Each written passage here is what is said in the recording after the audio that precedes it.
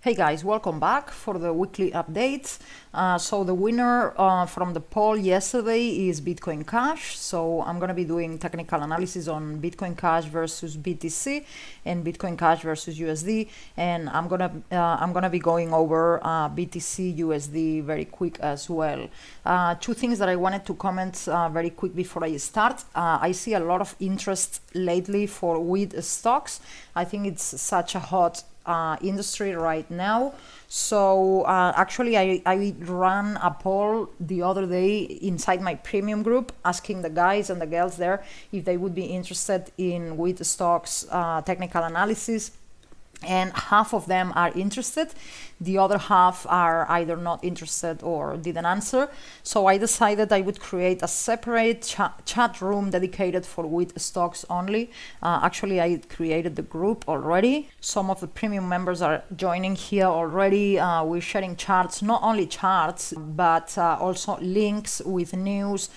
You know, where you can trade these stocks, everything related. I shared this chart maybe 10 minutes ago. Here you have it in case you want to use it, and I'll let you know on YouTube, maybe on a video tomorrow or the day after. But yeah, I don't want to mix it with cryptos, but yeah, just to let you know that this is coming soon. As soon as I finish setting up everything, I'll make a video. The other thing, guys, is I have, you know, I update on the website on crypto pretty much every day. As you can see here, the thumbnails is from the 6th of September, the 5th of September, the 7th, the 8th, the 10th, the 11th. So I update every day here. I'm saying this because I've seen a couple of comments lately, people saying that I don't upload on YouTube anymore. I'm not very constant. I update every day, but I put my content on the website. So for those that are really interested, you can just come here and watch the videos. And if you want to be notified, I added here a subscription box. So I don't send any spam here. It's only notifications for the videos. If you are on your phone, you won't see this subscription box here. You will have to scroll all the way down, or you can go inside one of the videos. Below the video, you will have the subscription box there as well. So yeah, that's that. And now we can go into the technical analysis. So I'm going to start with BTCUSD very quick. The reason I'm going to be very quick is because I just said, guys, I've been updating on the website. You have this video here, BTC price and 2014 bear market, comparing with the bear market in 2014. So I'm talking on the beach here, but I put some charts, you know, on the screen, so you can see the actual charts as well. I do technical analysis here as well on Bitcoin.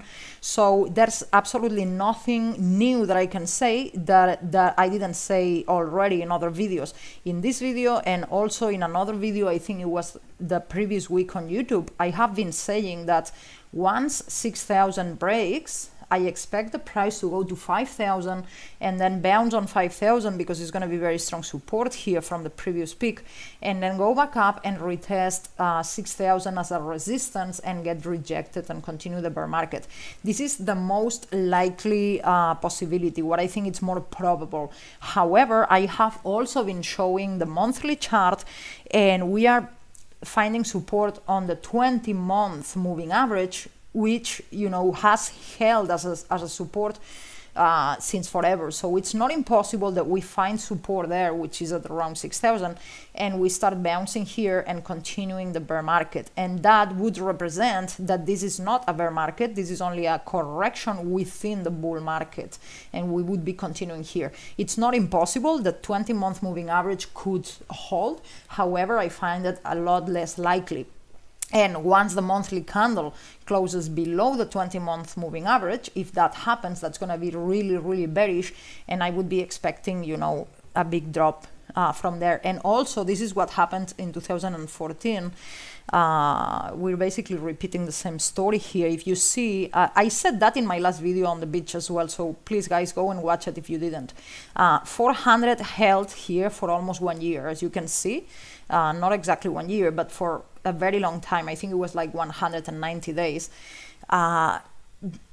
before breaking below 400. And if you think about it, the absolute bottom was 200. So it's half the price, it's 50% of the price.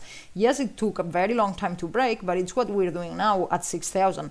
It's taking the same amount of time to break below it, but once it breaks below it, most likely it'll drop vertically because it's a very significant support line. It'll drop vertically, and then it will jump back up to retest this level as a resistance. And if we get rejected, then we're probably going to 3,000, which would be also a 50% from this level that's holding for so long.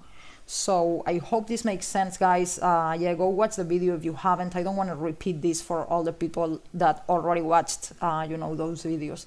So I will leave it here for BTCUSD, and now BCHUSD. Well, guys, this is dropping very badly. You know, Faketoshi and the cult are not helping the cause very much, but you know, we are in a bear market. There's no surprise here with this drop. I have been calling for 400 for a very long time. If you remember, if you've been following, I said 400 for a very long time, and maybe lower. So we are approaching 400 now. Let me draw the line here, because I think it's gonna be very solid support. However, I'm not saying it's going to be the absolute bottom. It could be, but you know, I'm not calling the absolute bottom, but I think it'll be at least temporary support, and it's going to start going up from here, either bounce hard or, you know, or go up for some time, because if you see here in the past, this level is very, very important. It was the very first resistance in the very first pre-bubble. You can see it was very significant resistance. It sent the price all the way down. And then once it broke above this level, it went up vertical. So it's a very significant level. Then when it topped here, it went all the way down, and it used this same level as a support. Is the level where the candles close and open here. It bounced here, and it bounced twice, and then the third time it broke down, and it broke down also vertically, as you can see. Is an important level. And then again it was resistance here, got rejected, sent it all the way back down, doing a rounded bottom. And here, once this one was broken again, it broke vertically, came back just to retest, and after this retest, the price went all the way up to $4,000. So this is a very, very, very significant level, $400, and that's why I think there's going to be, I would be expecting a lot of buy orders at this level, but we will see, because as I said, you know, with all the internal drama that's going on with Faketoshi and all the cult and everything going on social media, this is not helping the cause very much, so we will see what happens. Now, BCHBTC, yeah, also dropping. I mean, all the altcoins are dropping. In bear markets, just like in bull markets, everything goes up more than BTC. In bear markets, everything goes down faster than BTC. It doesn't mean it's in general, if you look at the big picture, nothing is going down more than BTC, because every coin, I mean, I don't know every coin, I don't look at the 2,000 coins in the market, but the main coins, even Ethereum, which is the one that's been suffering the most, even Ethereum is higher than Bitcoin, you know, percentage-wise.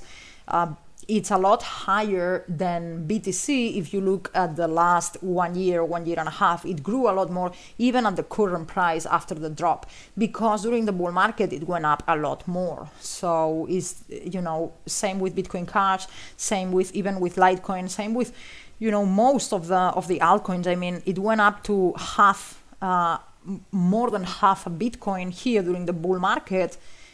It didn't go to, you know, to minus half Bitcoin in the bear market. You know, it's still up. Like, everything is still up compared to Bitcoin. It's just going down faster now during the bear market, because that's just how crypto works. Is what always happens. So long as BTC dominance continues to go up, then you can expect altcoins to, you know, to underperform Bitcoin. So yeah, where's the bottom here, you might be asking. Probably I don't know where the bottom is, but I would anticipate here it's going to find support at the level of this support, descending line here, wherever the price is by the time it touches. Because otherwise there's no more support here. The last support we have here is at 0.05, and after that there's no more, there's no gonna be any more supports here. So just like when we are at an all-time high, for example, you know, here, once we broke this previous all-time high here, then you don't really know where the top is, because there's no more resistance levels here. So same in the downside. The last support level that we have is at 0.05. So yeah, but I think it'll bounce when it touches. I mean, that's all I can do for technical analysis, right? I cannot draw any more supports because there's no more. And this chart is very new also. It's only 1 year old. So yeah, I would anticipate to find support at whenever it is that it touches this this descending support line here. So and as long as it's downtrending, you need to assume continuation, so it'll probably bounce here, maybe go to the top again, and then we will see until it breaks out of this, which I don't know where it's gonna be. Yeah, and as I said, all the internal drama is not helping. It's not. I don't think it's doing much in the short term, but it's gonna be damaging for the long term, because people are leaving the community. People stop promoting. You know, today, by the way, I still use Bitcoin Cash on a daily basis. I used to use BTC before, and then I started using Bitcoin Cash when it came out. Today I had to pay. I use a service online. It's a VPS. What I do is I send some credit there. Maybe I send $50 or $100, and then they take the payment there every 3 months. They send me the invoice. You know, it's every 3 months. So what I do is I send credit to my account, and then they take that money straight away every 3 months when they have to, you know, take the fee. And then when I run out of credit, I put some more credit there, and then when I run out, I refill it again, and so on. So I had to put some credit today because I ran out, and I realized they used to have, you know, they have different payment methods. They have PayPal, credit card, and then they have cryptocurrencies. And they used to have BTC and BCH in one button, and then all the other altcoins in another button, like 2 different sections. So BTC and BCH were considered Bitcoin, and then in the altcoin section, you had a lot of altcoins like Dash, Litecoin, Ethereum, even Doge. I think like they have a lot of altcoins there as well. But BTC and BCH were separate. Like this is Bitcoin, and then the altcoins apart. Well, today I realized they put BCH with the altcoin section. It used to be not like that. It used to be separate, and they did this change very recently. So this comes to show merchants are not going to be adopting Bitcoin Cash with the current situation, with all the internal drama. The development teams fighting with each other, the people fighting with each other on social media. This is delaying every single thing for BCH. Is delaying developments, is delaying merchant adoption, is delaying, you know, people promoting it, is delaying investors buying it. So, you know, this is not gonna, it's not gonna see something that you see very quick, but it's gonna be damaging slowly. And, you know, let's see if and how we get out of here, because I don't see Faketoshi with any intention of leaving or stopping, because, you know, he's very comfortable in this position. He's getting his 5 minutes of fame, and he doesn't want to lose that. That's all he wants. There's no such thing as Satoshi vision. He's only, you know, staying relevant and, you know, and having attention from people. That's why he's not going to come out with any product. I don't think there's going to be a split or even a SV client or anything like that. He prefers the situation to stay as is so that he can continue to get attention. But the more this is delayed, the worse it's going to be for Bitcoin Cash, because as I said, people is not promoting it anymore. I've seen a lot of people on Twitter, and I'm not the only one. I'm not promoting it either, because I feel ashamed promoting something where I know Faketoshi is the face of it. You know, to the world. So I feel ashamed. If I would have known this, if I would have seen it coming, I would have never invested that much in Bitcoin Cash. I still would have invested. Probably 50% of my portfolio would be Bitcoin Cash, but not like 80 or 90% like I invested in.